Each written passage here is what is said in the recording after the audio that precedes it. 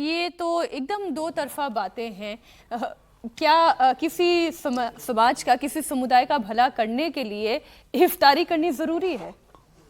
नहीं, देखिए, अगर नेताओं में साहस हो तो जिन संगठनों ने इनका, ये केवल दबाव नहीं है, बहिष्कार है।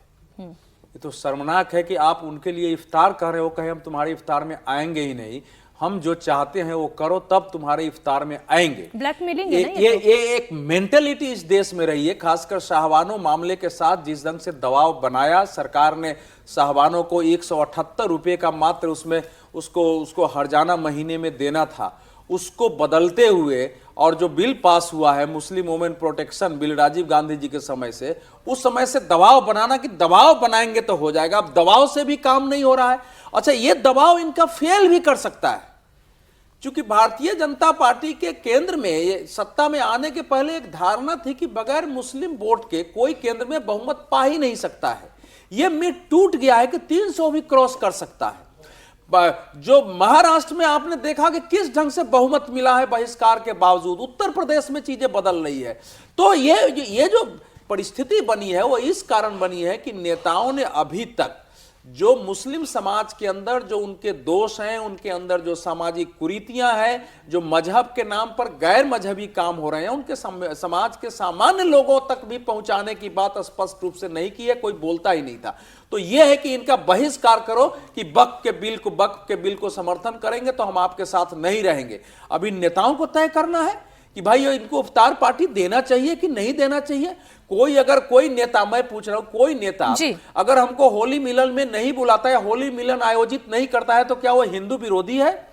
कोई नेता अगर विजयादशमी में कोई फलाहार की पार्टी नहीं करता है तो क्या हिंदू विरोधी हो जाएगा? ऐसा तो है नहीं कि इस देश में जो लोग इफ्तार नहीं करते हैं वो मुस्लिम विरोधी है। बिल्कुल ठीक बात है। इसलिए इफ्तार की पार्टी को पुनर्विचार करने की जरूरत पैदा हो गई है कि जिनके लिए आप इफ्तार कर रहे हो, आप पर विश्वास करने के लिए तैयार नहीं है कि आप जो स्टैंड ले रहे हैं, इस देश के संविधान, इस देश के न्याय, इस्लाम मजहब जो कुछ कहता है और इस्लाम में जो बाकी मुसलमान है, मुस्लिम समुदाय के वास्तविक हित में है, अगर ये वो स्वीकार करने के लिए तैयार नहीं, मतलब आप पर विश्वास नहीं करते हैं। विश्वास नहीं करते हैं, ये नीतीश कुमार के लिए परेशानी का सबब हो सकता है हर्षवर्धन जी?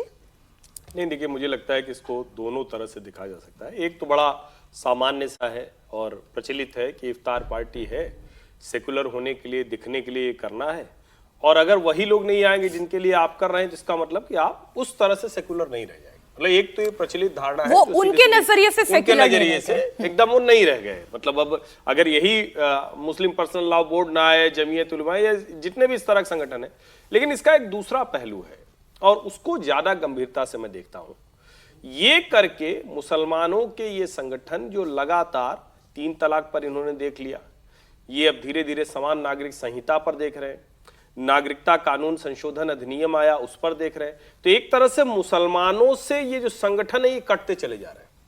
मैं इसको यूं भी देखता हूं, पॉलिटिकली ठीक है, आपको दबाव बनाना है, आप नीतीश जी पर बनाइए, नायडू जी पर बनाइए। आप ये कह रहे आम मुसलमानों से मुसलमानों के ही संगठन कट रहे हैं। उन मुसलमानों को भी तो लगेगा ना कि ये संगठन क्या हमारे हक के लिए कुछ ले पाते हैं क्या लोकतंत्र में, सरकार में हमारी कोई भूमिका बची रहने देना चाहते हैं क्या? और अगर ये पूरे मुसलमानों को लेकर खड़े रह गए तो गाड़ी तो निकलेगी आगे और उसमें दूसरा वर्ग बैठकर जाएगा। पहले क्या था, ये कहते थे कि हम जब तक बैठेंगे नहीं तब तक गाड़ी चलेगी नहीं। यानी लोकतंत्र की गाड़ी का मतलब ये हुआ कि 272 क्रॉस किया या नहीं किया। अब तो 272 बिना मुसलमानों के क्रॉस कर रही है।